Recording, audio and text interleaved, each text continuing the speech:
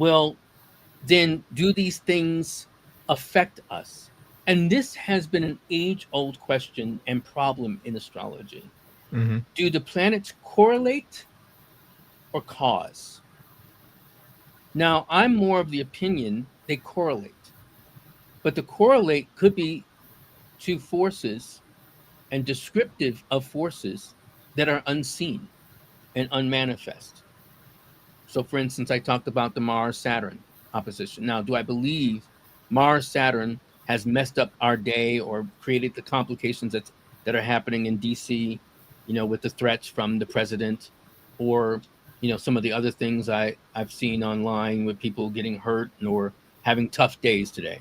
Did Mm-hmm. Mars Saturn cause that? No, but it's signifying and correlative to something that is. Let, They let me let Let me me. just finish Sorry. this thought. Okay. Right. Right. They said, when the sun goes down, this is also, and I said the same thing. When the sun goes down, my energy starts to wane. Now we Mm-hmm. could say like, well, did the sun do it? The sun is doing it to you. No, it's not the sun. It's correlative to like the expanse and experience of my day. So when we, for instance, we decided that we were going to meet at 5 o'clock or 5:30. Sorry, 5:30 Mm-hmm. my time, 7:30 your time. Now that's a miracle, by the way. Just thinking about the coordination of how we have that notion of time in different time zones. Mm-hmm. I think our ancestors would be like, "Wait, what?" Now we agreed on that, but someone might go like, "Well, 5:30 caused it. 7:30 caused it." That's not what happens. It's a correlation. It Okay. signified a moment happening, and so the ancestors, including the ancient Egyptians, used the heliacal rising. That's what he was talking about, is Sirius, Right. which still is rising, by the way, Right. especially this month. Um, they used it not just as a matter related to the inundation of the Nile. They timed it with it. They didn't necessarily go with, oh, it caused it. They correlated to it, and that became the beginning of their year. And also, they built pyramids because they believed that Right. they could ascend to the stars. Right. That was their mindset and belief. They didn't go with just the simplistic notion that it caused everything. Okay. But you were going to ask a question or make a Y- statement. yeah. Just to add on what you mentioned about them building temples. Yes, they build temples based upon Sirius rising. They build temples based upon the sun rising. If you are part of the um, celebration of the winter solstice, you'll see that there's a particular point where the sun kind of dissects, or not dissects, but it kind of shines through the one of the pillars of the temple in the temple of Ipidrsit, and that's a beautiful experience if you haven't seen it. The question I was going to ask Sam was, how much of that is the person's individual perspective? How much of that plays a role into How the much is person's how individual much of perspective? what? How much of what is How how the perception of whether something was a correlation or a cause, because you mentioned looking at something as being, as you use the example of a glass being half empty or half full, right? Did you say that yes? or did I? I did. Okay. I did. So even if we look at that, we say, well, one person might see the glass as half empty. That's one perspective. Another person will see the glass as half full. That's that other person's perspective.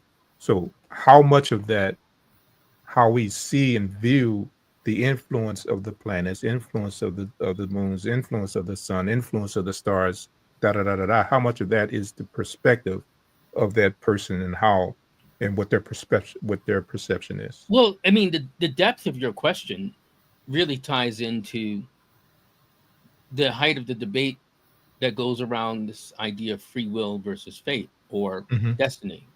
Hmm.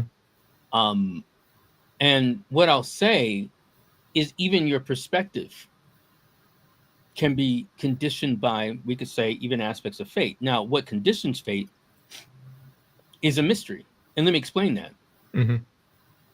It's a mystery because there are a, there are a multitude of layers by which we ascribe how we become who we are at any particular moment. Now, our ancients focused on related to planetary influences as Mm-hmm. either descriptive or as mandating, or kind of this is what has prompted you to be.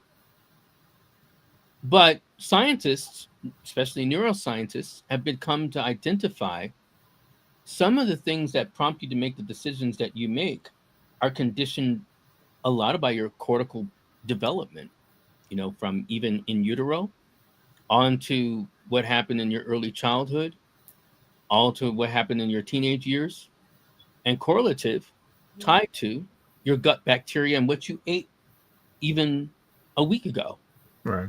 in terms of influencing aspects of your decision. So, like Mm-hmm. when you said earlier, you know, your body is a temple, and remembering that when Mm-hmm. you treat your body as junk, for long term, you can't be surprised by some aspects of that conditioning. Now, Right.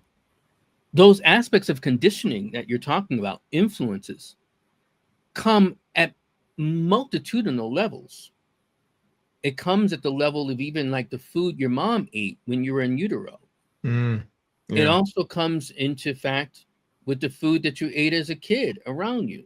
Like Mm-hmm. we may take soul food as comfort food. It feels, although some of it is the worst food you Yes. could eat, right?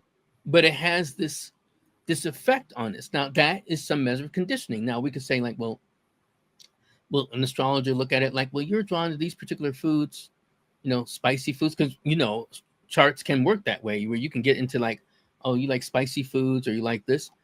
Well, it's I would say it's more descriptive rather than saying then that, oh, it's Mars on your ascendant that conditions you more towards spicy food. That Mm-hmm. was a perspective.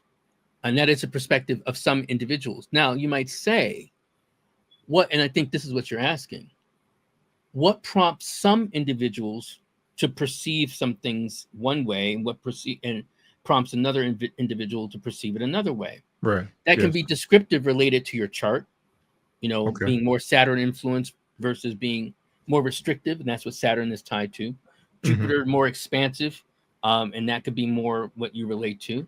But it's also correlative to your upbringing and your mindset, your cortical development. So all of these are one piece trying to describe all the multitudinal influences that make us who we are. So I think even when we talk about, well, I have free will, I do whatever I want. It's always kind of funny when people kind of take that extreme of it, because I'm like, you don't know what prompted you to do what you want or what you said you wanted to do on some Mm-hmm. level.